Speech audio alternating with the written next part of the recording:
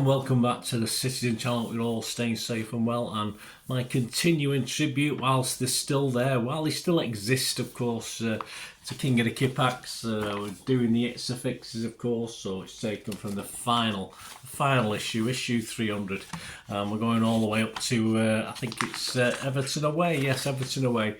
Eventually will be the last It's a Fix in this format. Who knows? Who knows what may happen one day? We don't know, do we? So my little tribute to Dave and Sue Wallace, of course, and all the team of King of the Kippax. So yeah, just a quick look at It's a Fix for the game against Luton Town, of course, on the December the 10th, 2 p.m. kickoff at Old Kenilworth Road. There's a ground I should have perhaps visited that, but I found it very hard to get down. In the 70s and 80s when I was going to a lot of away games.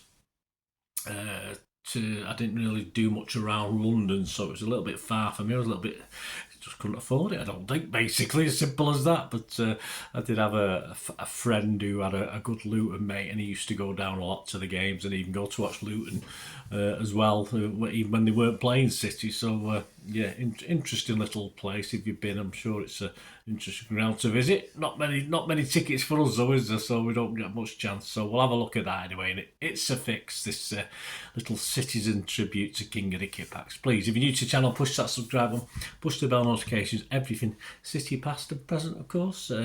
King of the Kippax will continue to get mentions in my vlogs, certainly with the history vlogs, as I do delve into them from time to time. So stick with me if you want to, yeah, keep the memory. I think there's other ways, of course, but yeah, stick with us, guys. And if you can give us a thumbs up for this and leave us your comments, and if they need me to give you a thumbs up, I will, or if they need a response, I will give you a response as well. So it'd be great to hear from you about this Luton game or anything to do King of the Kippax or whatever. Just be great to hear from you. Right, so let's have a look at this. Let's start this. I've updated it so that, of course, this goes to print a little bit before, and even I've got a slight problem as I'm recording this. The position in the league might change, but we'll talk about that as we go through. It's a Fix. Chairman, here we go. Luton Town Chairman David Wilkinson. Last pot was the League Cup in 1988. Yes, you forget that. I've certainly forgot it. They beat Arsenal 3-2 with a famous penalty save from a certain Andy Dibble. I wonder what happened to Andy. Most famous fan, Eric Morecambe, of course. Very, very funny. Nick Owen was the ex-chairman. Some connections, Brian Horton. Popular guy still with City fans. Andy Dibble himself, of course. And the 35th. This is the 35th league meeting. There won't be a Premier League years from me for this one, for obvious reasons.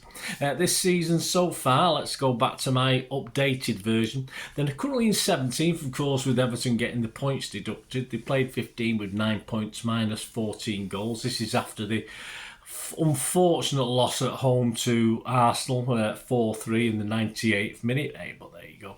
At home, they've now won 1, drawn 2 and lost 4. And before us, as I said, on the 5th of November, they actually drew at home with Liverpool. That was a good result for them. They lost to Wake United on the 11th of November.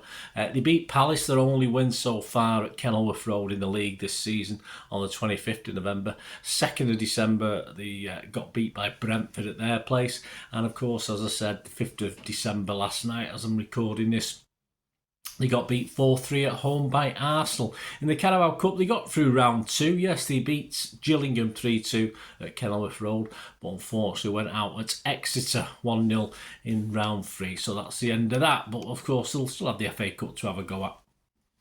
Back to the actual magazine, rather, my updated version. The last meetings were in 98-99 season at Main Road. It was a 2-0 win. At Luton, it was a 1-1 draw. I believe, yeah, I've just done Moz's predictions for my thing. I think he actually scored our goal there, from, if I remember rightly. He's been waiting a long time to say I scored our goal at Kenilworth Road. Our form at Luton is drawn, lost. So it doesn't bode well, does it, guys? That's for sure. 1-1, 2-2, 2-2, 1-1, 0-1, 1-2, 1-3. Last win was in the 1959-60. Yes, so the season I was born in July '59. So there you go. That shows how long ago it was, guys. Is when I was born. That's for sure. Quite funny that. Ground-wise, Kenilworth Road, capacity 11,265, much the same as our last visit, but they've replaced the double glazed players in Bobber's stand and improve the floodlights. A move may still be on the cards. That'd be interesting, yeah, because you just get the feeling that they're up there to enjoy it and they'll be back down into the Championship, and it may become a boing boing club. I'm not too sure, but we'll have to see. Satnav postcode LU4 8AW, so if you're lucky enough to be going down there you go, guys. Put that into your machine. Main summer transfers in were Mengi, was a free from United, never heard of him. Ross Barkley, free from Nice, yeah, he's got around a bit, hasn't he? Chong, 4 million from Birmingham. Cabot, a loan from City. Kaminski, 2.5 million from Blackburn. Tim Krul, I have no idea how much from Norwich. And the outs, no big names out, so they sort of strengthened the squad a little bit, but yeah, it's not exactly setting things alight, unfortunately. Comments, yes, by King of the Kippax and Dave and the team there. Bloody Luton evoked memories of the FA Cup 5th round, 2-0 win away in 1955, bit before my time, guys, and loss in 1961 4th round, 3-1, of course, after the famous 6-2 Dennis Law game being abandoned, where he scored all 6 and the game got abandoned and we went there and got beat then. Plus the 1-0 third round in 1969. I was at that one at Main Road when they were in the 4th division, flipping heck. Also remember the League Cup game in 1988, a 3-1 loss on their plastic pitch. Yeah, I forget they had a plastic pitch at some stage. 2nd Division City versus 1st Division Luton, and the launch of King of the Kippax 2. There you go. We can't recall the Hatters without giving Raddy Bloody Antich and Dave fucking Pleat a bastard mention. There you go. Well, he did, mate. Very subtly as well. No bad language used. Struggled this season, but on a tight pitch, they could give us a tricky game, as they recently gave Liverpool. Yes, and they've recently given Arsenal a tricky game as well, Dave, since you put this in, or the team, who, if it's not Dave, my apologies. But come on, he says, which is fair enough. We have to be positive on this, and I'm obviously recording this before the Aston Villa game, so I have no idea how we've got on there. Where were they?